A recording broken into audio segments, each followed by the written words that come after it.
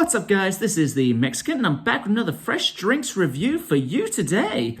Today I'm going to be showing you doing another tutorial, the Japanese slipper. This is one of my favorite cocktails. Really easy to make and really elegant looking.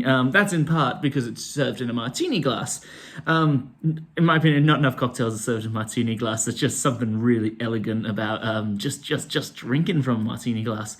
Yeah, really easy cocktail to make, so I'm just grabbing some tools because I'm going to cut some lemon up in a bit. I'm actually juicing my own lemon, heaven forbid. I ran out of actual lemon juice, the prepackaged lemon juice, so I'm going to cut my own for this video, could you believe it? But Midori is the arguably the main ingredient in a Japanese slipper. 20% on that bad boy. And we've got Contro, that provides a citrusy flavor to it, orange. You can make the Japanese slipper with triple sec instead, because that also contributes to the orange flavor, especially if you're looking for one with a lower alcohol percentage, because triple sec is 20% as opposed to Contro, which is actually 40, which is a bit surprising because it's a liqueur, but it's actually a real full strength liquor. So yeah, if you find this is a bit strong, use triple sec instead. You won't get exactly the same flavor, but it's a fair facsimile. So what we're going to do first is I'm going to take my martini glass. I was going to call it Japanese slipper glass, but that's wrong. And I'm going to take a maraschino cherry first. Not everybody does it this way, as most of the time you garnish it last. That's a garbage maraschino cherry.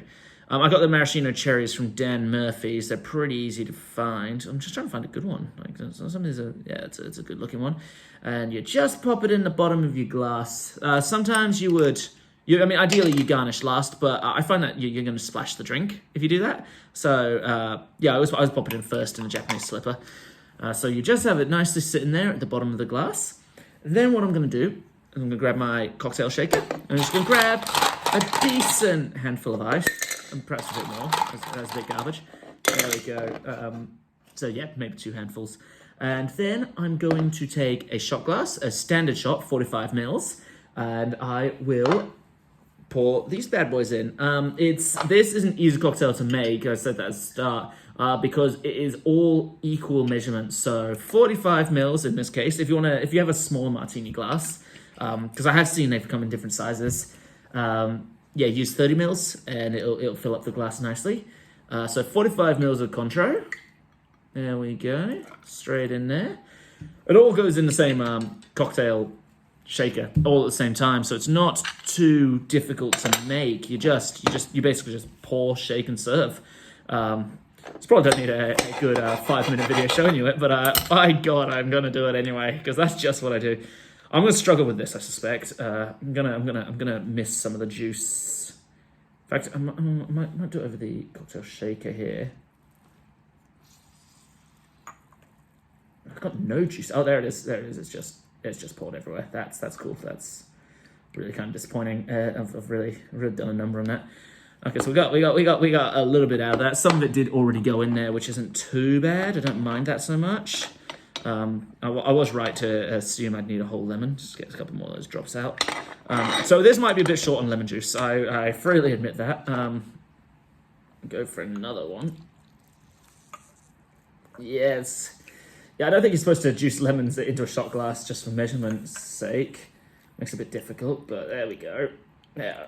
So I'm going to be a bit short of lemon on this one, but you can see, I actually might balance out actually, because a lot of it did go in the cocktail shaker in the end. Because I don't see too much lemon juice kicking around here. Just drain a bit off there. Make sure I've got the fresh lemon juice going. Oh, you get the suction going. Yeah, get a couple more drops going. That should be a fair facsimile. Normally I use the prepackaged lemon juice because it's just easy to mix. You can actually get the proper measurement going. But yeah, I'm out of that. I realized when I went to go film this review. So I do recommend the prepackaged just to get the perfect serve. So yeah, you literally just shake.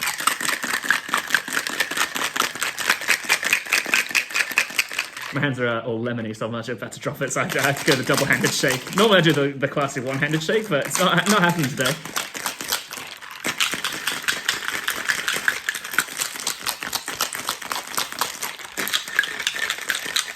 All right, there we go. That's enough shaking.